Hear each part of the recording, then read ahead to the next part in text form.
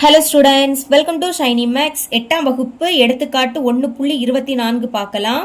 பகா காரணிப்படுத்துதல் முறையில் 324இன் வர்க்கமூலத்தை காண்க. இப்போ 324ஓட வர்க்கமூலம் கண்டுபிடிக்கணும். அதாவது 324க்கு ஸ்கொயர் ரூட் கண்டுபிடிக்கணும். எழுதிக்கலாம். Square root of 324. போன சம்ம நீள் வகுத்தல் முறையில் சால்வ் பண்ணியிருப்போம். ஆனால் இங்கே கொஸ்டின்ல பகா காரணிப்படுத்துதல் முறையில் சால்வ் பண்ண கேட்குறாங்க. அப்போ டா ஃபார்மெட்டில் சால்வ் பண்ணணும். இந்த மாதிரி இப்போ 324 இங்கே எடுத்து எழுதிருங்க. கடைசி எண் 4, இது ரெட்டை எண். அப்போ ரெட்டை எண்ணாக இருந்துன்னா கண்டிப்பாக 2ஆம் வாய்ப்பாடு போகும். 3ல் 2 எத்தனை வாட்டி இருக்கும்? ஒரு வாட்டி தான். ஓ 2 2. இனி 3ல் இருந்து 2 கழிச்சா என்ன கிடைக்கும்? 1. அதை இங்கே எழுதிக்கணும். இது இப்போ 12. 12ல் 2 6 வாட்டி இருக்கும். 6 2 12.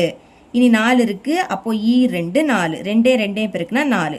மறுபடியும் லாஸ்ட் இருக்கக்கூடியது ரெட்டை எண். அப்போ 2ஆம் வாய்ப்பாடு போகும். ஃபர்ஸ்ட் 1 இருக்கு. 1 2 விடைக்கும் சிறிய எண்.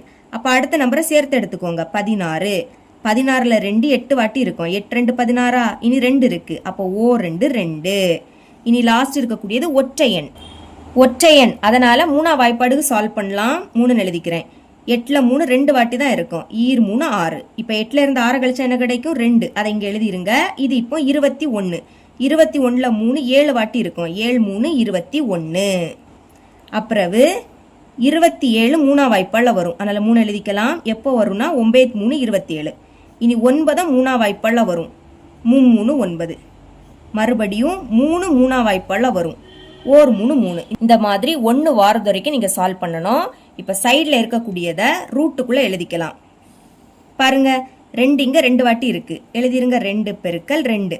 மறக்காம சென்டர்ல பெருக்கல் தான் போட்டுக்கணும். அடுத்து 3 4 வாட்டி இருக்கு. 1 2 3 4. எழுதிக்கலாமா? 1 2 3 4. 4 வாட்டி எழுதிட்டேன். இப்போ ரூட்டுக்குள்ள 2 நம்பர் ஒரே மாதிரி இருந்துன்னா அதை ஒரு வாட்டி வெளியே எடுக்கலாம். பாருங்க, 2 2 வாட்டி இருக்கா? அப்போ ஒரு 2 வெளியே எடுத்துருங்க. மறக்காம சென்டர்ல பெருக்கல். அடுத்து 3 2 வாட்டி இருக்கு. ஒரு 3 வெளியே எடுக்கலாம்.